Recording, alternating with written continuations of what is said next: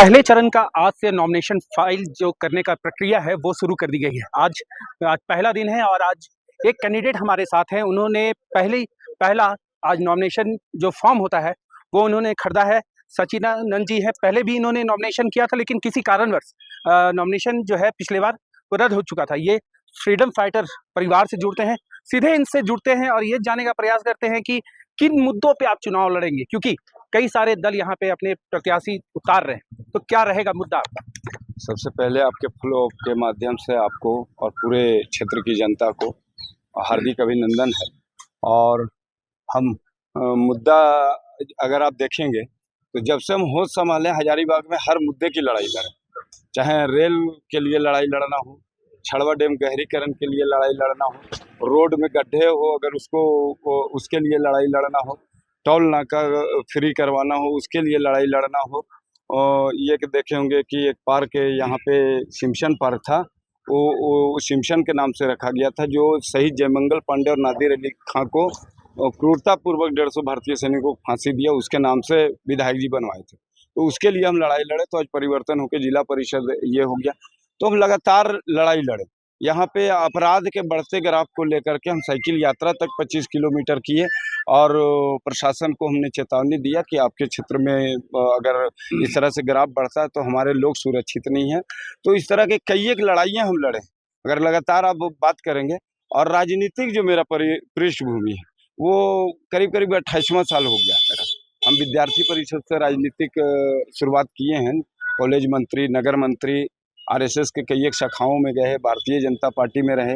आजसू में सुदेश महतो मित्रवत रूप से हम उनके साथ आए, लेकिन कुछ जगह पे सिमट के रह गए, जिसके चलते हजारीबाग से चुनाव नहीं लड़ सकते हैं। उसके बाद बाबूलाल जी आए तो लगा कि एक ईमानदार नेतृत्व, नया पार्टी बनाए तो उनके साथ जाना चाहिए, लेकिन वो भी डाइवर्ट होकर फिर भाजपा में वापस आ गए।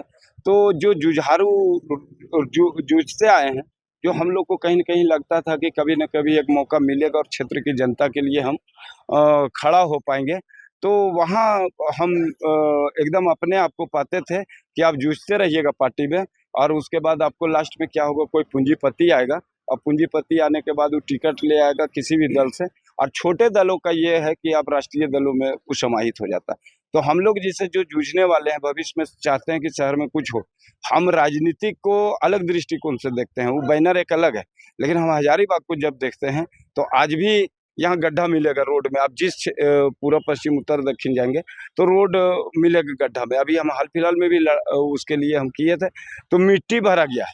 मैंने 20 करोड़ रुपया मोदी जी आए उस दिन खर्चा हो गया, लेकिन मोदी जी आए उनके स्वागत में अगर ये रोड बन जाता हम जनता के लिए तो कितना बढ़िया बात होता। तो 20 करोड़ रुपया खाली बुलाने में खर्च हो सकता है, लेकिन गड्ढा नहीं, क्योंकि आवागमन है, जिधर से भी जाएंगे लाइफ लाइन है।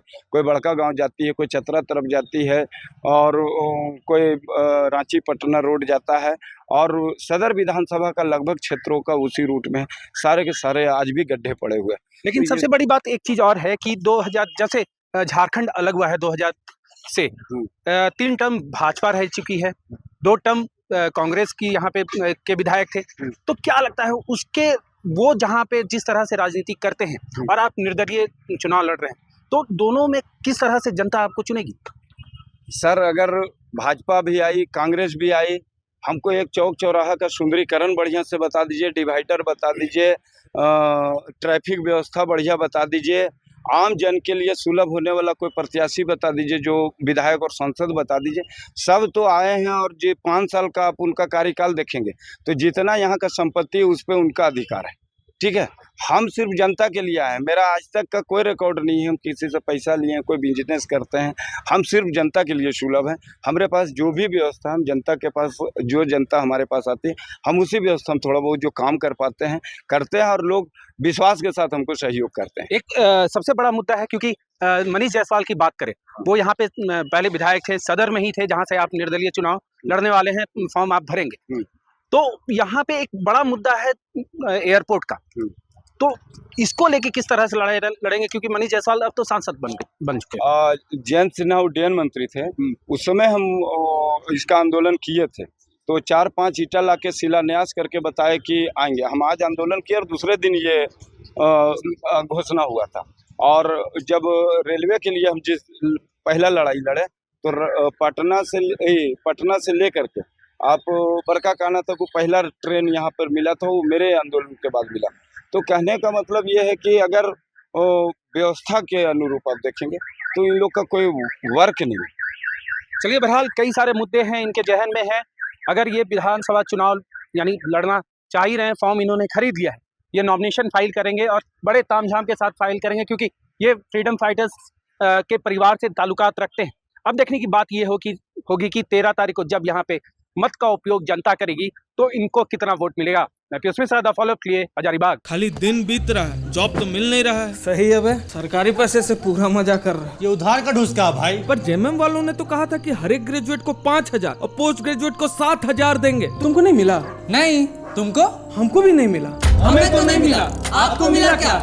इन्हें तो बेरोजगारी भत्ता नहीं मिला, आपको मिला क्या? thefollowup.in. Like, share and subscribe. www.thefollowup.in